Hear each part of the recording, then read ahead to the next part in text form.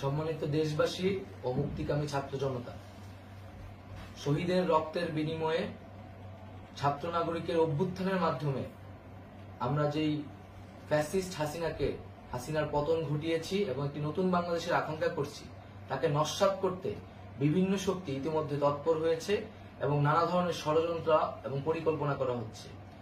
আমরা মুক্তিকামী ছাত্র জনতার পক্ষ থেকে স্পষ্টভাবে বলতে চাচ্ছি যে এই বাংলাদেশকে ফ্যাসিবাদী রেজিম থেকে মুক্ত করার জন্য এবং একটি নতুন বাংলাদেশ, জনগণের বাংলাদেশ প্রতিষ্ঠার জন্য সকল ধরনের ষড়যন্ত্রকে নস্যাৎ করার জন্য, প্রতিহত করার জন্য বাংলাদেশের ছাত্র জনতা কিন্তু সদা প্রস্তুত রয়েছে।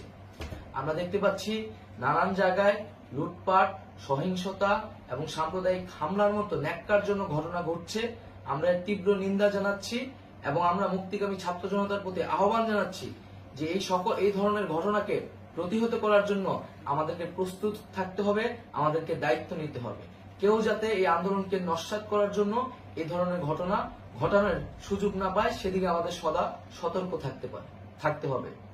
আমরা আরো দেখতে পাচ্ছি যে রাষ্ট্রপতি গতকাল বলেছিলেন যে অনতিবিলম্বে তিনি জাতীয় সংসদ বিলুপ্ত করবেন, কিন্তু আমরা এখনো দেখছি যে একটি অভ্যুত্থানের পরেও এই ফ্যাসিস্ট হাসিনার জাতীয় সংসদ রয়ে গেছে।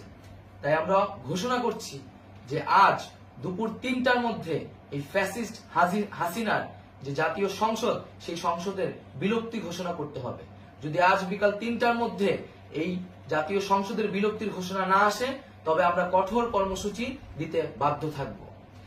এছাড়া বন্ধুগণ, সবার জন্য আমরা জানাচ্ছি যে আমাদের যে অন্তর্বর্তীকালীন সরকারের কথা আমরা বলেছি, সেই সরকারের প্রধান উপদেষ্টার নাম আমরা ইতিমধ্যে ঘোষণা করেছি এবং এই সরকারের অন্যান্য উপদেষ্টা সহ সামগ্রিক রূপরেখা আমাদের প্রস্তুত রয়েছে।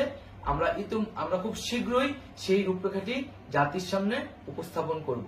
আমরা বাংলাদেশে স্থিতিশীলতা চাচ্ছি, সমাজে ন্যায় বিচার চাচ্ছি, সেজন্য কার্যকর পদক্ষেপ নিতে হবে এবং তার প্রথম পদক্ষেপটি হতে হবে এই জাতীয় সংসদ ভেঙে দেওয়া।